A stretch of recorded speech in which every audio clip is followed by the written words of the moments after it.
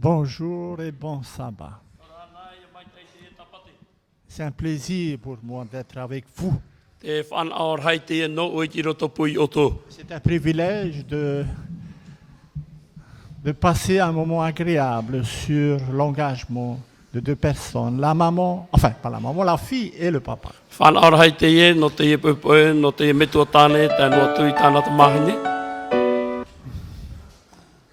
Ça c'est la foi. Je voudrais remercier le Seigneur parce que vous avez décidé que je viens et que j'assiste et je puisse aussi.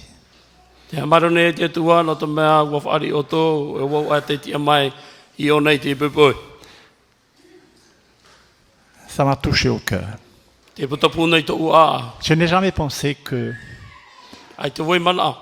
mon frère, que j'avais connu auparavant, et qu'on s'est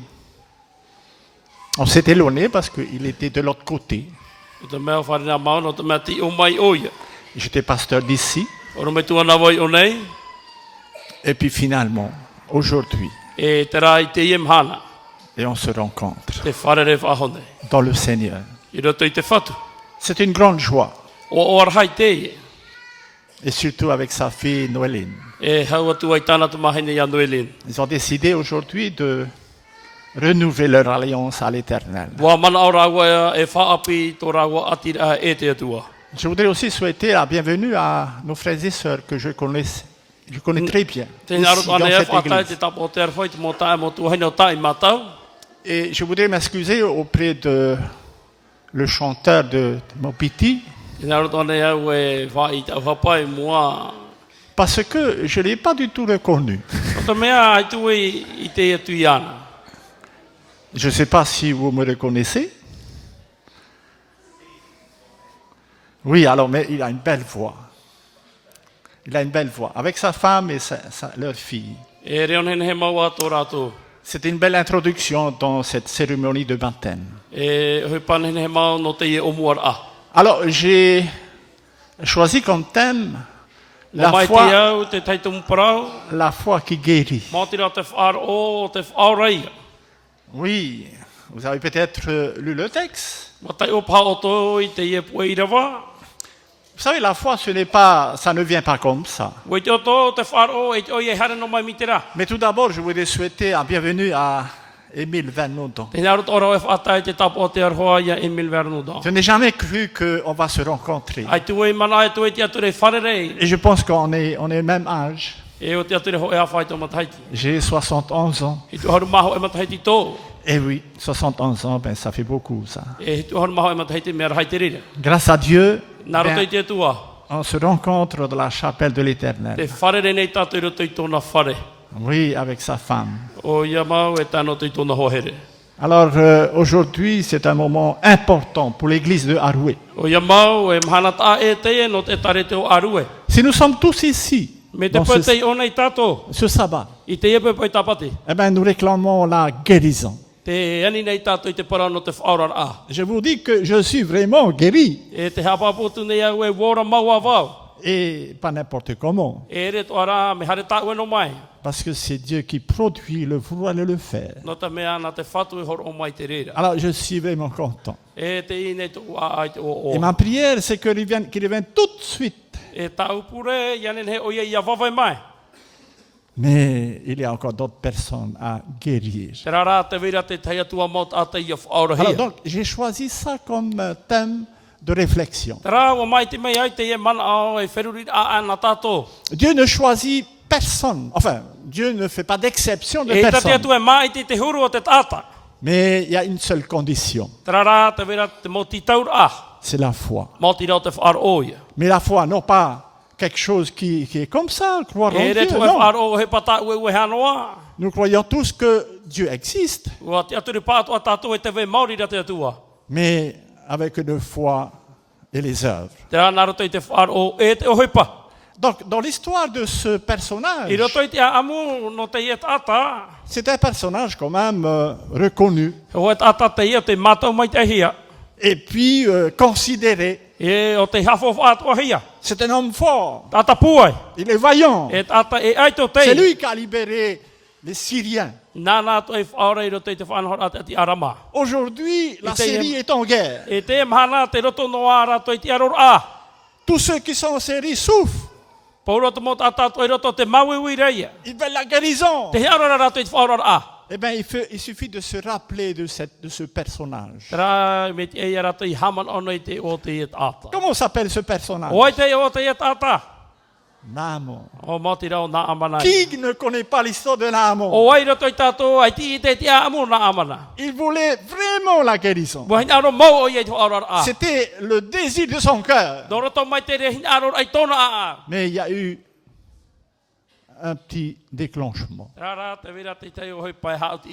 Ce n'est pas quelque chose qui attire. Dieu choisit des choses simples pour déclencher la foi. Mais la question se pose, la foi de qui? D'abord de la jeune fille. Lisez l'histoire de Naaman. Cette jeune fille était dans la maison de Naaman. Elle était esclave. Elle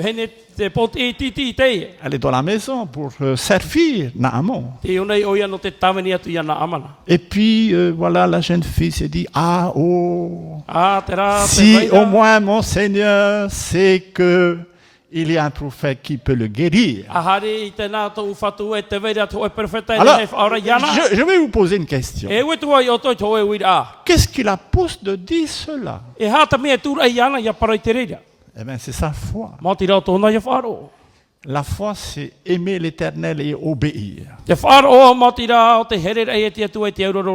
Elle savait que son maître avait une maladie que personne ne peut guérir. Mais elle avait beaucoup de foi. Alors elle disait, si au moins, eh bien, il sera guéri de sa lèpre. Alors ceci est tombé dans l'oreille de Naaman. Alors Naaman s'est dit, c'est pas mal ça. Alors c'était une jeune fille, eh bien, elle n'est pas renommée. Mais Dieu a travaillé dans le plan du salut de Naaman. Chers frères et sœurs, elle était devenue l'instrument de Dieu pour la guérison de ce personnage important. Ceci m'a beaucoup travaillé. Et je me suis dit, pourquoi pas aujourd'hui? Et voilà, nous avons deux personnages. Je les connaissais. Puis bon, voilà, aujourd'hui, c'est le moment de la guérison. La guérison ne se passe pas avant de s'engager. C'est important. Et puis finalement, l'homme Naaman est parti. Il a été voir le roi. Il dit, voilà, le roi, j'ai entendu la fille parler de ça. Alors le roi avait adressé une lettre au roi de Jérusalem. Et il est parti avec une charge. Il avait récolté tous ses biens. J'ai calculé 10 talents est égal à 400 kilos d'argent. 400 kilos d'argent, c'est énorme. Et puis 6000 cycles d'or. Ça fait combien ça? 6000 cycles d'or. Eh bien, ça fait presque 100 kilos d'or. Et après, il a récolté tout ce qu'il y avait comme abus dans l'habit dans son armoire. Et puis après, il est parti avec cette lettre. Et il est arrivé devant le roi de Jérusalem. Vous savez, le prophète était déçu. Le prophète était déçu. La réaction du roi de Jérusalem. Et le roi, quand il a vu la lettre, et il s'est dit que c'est pas moi qui peux guérir une personne. Et oui, et il a déchiré son vêtement. Alors il est parti tout déçu. Oui, Naaman est parti. Parce qu'il y avait un messager qui est venu voir Naaman. Il a conduit dans la maison du prophète. Et ce prophète s'appelait qui? Élisée. Eh oui, Élisée. Et je crois qu'ici dans l'église, il y a aussi le prophète Élisée. La preuve. Eh bien, il y a encore des personnes qui veulent être guéries. Et voilà, le prophète était là. Mais quand il est arrivé à la maison, Naaman était déçu. Il s'est dit, je vais voir le prophète et il va faire un miracle. Mais malheureusement, le prophète a envoyé son serviteur. Et quand il avait vu le serviteur, et quand il a entendu le message du prophète, qui doit aller dans le Jourdain, et tu dois plonger 7 fois. Alors là, il était furieux. Et il est reparti. Et voilà, de ces serviteurs de Naaman. Serviteur de Naaman. Eh bien, il dit, papa. Seigneur. Pourquoi c'est compliqué? Tu vas dans le Jourdain et tu vas plonger 7 fois. Alors Naaman dit, au moins si c'était à Damas. Eh bien, il y a une rivière claire. Pure. Mais dans le Jourdain, eh bien, l'eau est trouble. Eh oui, des fois. Quand on regarde, eh ben, on ne croit pas. Mes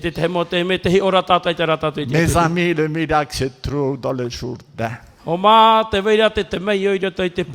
savez où Jésus a été baptisé? Dans le Jourdain. Pourquoi? Eh ben, pour prouver que dans le Jourdain, c'est là que tu peux trouver la guérison. Petite parenthèse.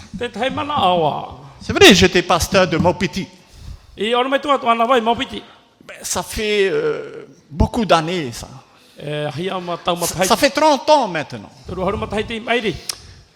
Il y avait quelqu'un qui s'appelait Jacques Doba. Lui, il n'était pas tout à fait convaincu. Je dis, bon, tu sais, Jacques, pour aller dans la terre promise, eh bien, il faut traverser le Jourdain. Qu'est-ce que ça veut dire, ça? Eh bien, le Jourdain, c'est le baptême. Tu ne peux pas rentrer dans la nouvelle terre sans passer par le Jours-Dain. Vous savez qu'est-ce qu'il m'a dit? Ah, ça viendra. Mais pas pour le moment. 30 ans après. Parce qu'il s'est senti malade.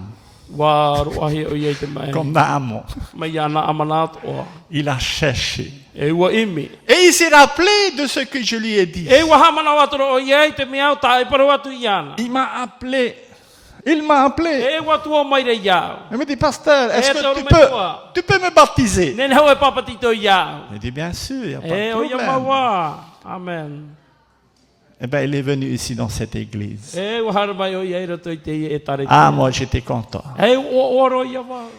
Et puis il s'est fait baptiser. Il n'y a pas longtemps, je l'ai rencontré à mon petit. Il est guéri. Il attend le retour du Seigneur.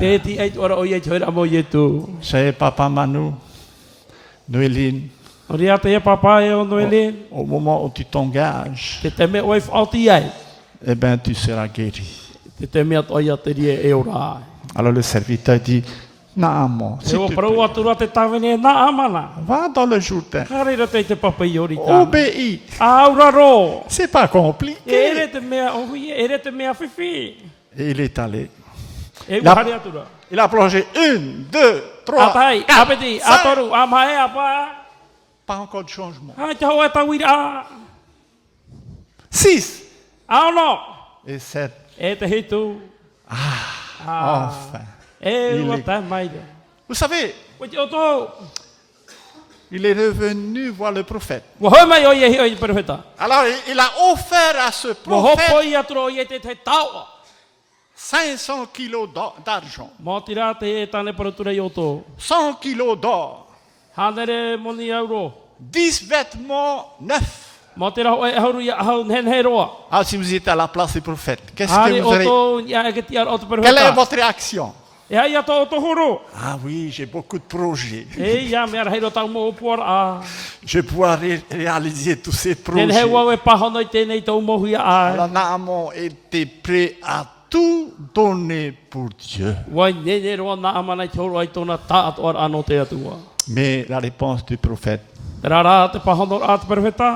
non. Dieu m'a donné gratuitement. Et nous devons aussi donner gratuitement. Et voilà, il est parti. Voilà l'histoire de ce personnage important. Nous ne pouvons rien faire. Mais seulement il y a un Dieu qui peut guérir notre lèpre. On est tous malades. Mais certains parmi nous ont été guéris. Quelles sont les démarches pour la guérison? La foi. Mais la foi avec les œuvres. Et obéir au Seigneur. Alors, mes chers amis, aujourd'hui, nous allons assister à la guérison de 2 personnages. Le papa et la fille. Et la parole de Dieu nous dit, si vous êtes à Christ, vous êtes une nouvelle créature, guérie pour toujours. Celui qui a le Fils, il a aussi la vie. Celui qui n'a pas le Fils n'a pas la vie. Alors je vous invite, frères et sœurs, d'être un instrument efficace, comme la fille qui était dans la maison de Naaman. C'est ça le déclencheur. Tout ce qui s'ensuit, c'est le plan de Dieu. Mais celui qui s'engage, il doit obéir aux étapes. Naturellement, Pierre avait aussi expérimenté. Alors si nous lisons dans Actes chapitre 2, verset 37, et toutes ces personnes étaient émerveillés. Mais ils reconnaissaient qu'ils étaient tous perdus. Frères, que ferons-nous? La réponse de Pierre, c'est quoi? Repentez-vous. Et que vous soyez baptisés au nom de Jésus-Christ pour le pardon de vos péchés. Et vous recevez le don de l'Esprit. Et l'Esprit est là pour nous conduire dans la vie éternelle. Alors je voudrais nous inviter. Si vous entendez sa voix, frappe à notre cœur. Ne résistez pas. Le jour de salut, c'est aujourd'hui. C'est pas demain. Parce que demain, je ne sais pas qu'est-ce qui peut m'arriver. Et quelqu'un entend sa voix. Ouvre la porte. Eh bien, Jésus peut rentrer à ce moment. Mais il ne forcera jamais la porte. Il attend que vous ouvrez la porte. La porte de votre cœur. À ce moment, Jésus peut rentrer. Tu souperas avec lui. Et lui avec toi. Quel bonheur. La guérison totale. Mais sans moi, vous ne pouvez rien faire. Que Dieu bénisse Manu. Noline, votre engagement. Parce que le baptême, c'est un engagement d'une bonne conscience. Envers Dieu. Et non pas envers une personne. L'engagement de Naaman, c'était envers Dieu. Mais il a pensé payer sa guérison. C'est pas l'argent que Dieu veut. C'est le cœur. Il suffit d'inviter, ouvrir la porte. Celui qui a le Fils, il a aussi la vie. Que Dieu nous accompagne et nous délivre de cette maladie. Amen. Amen.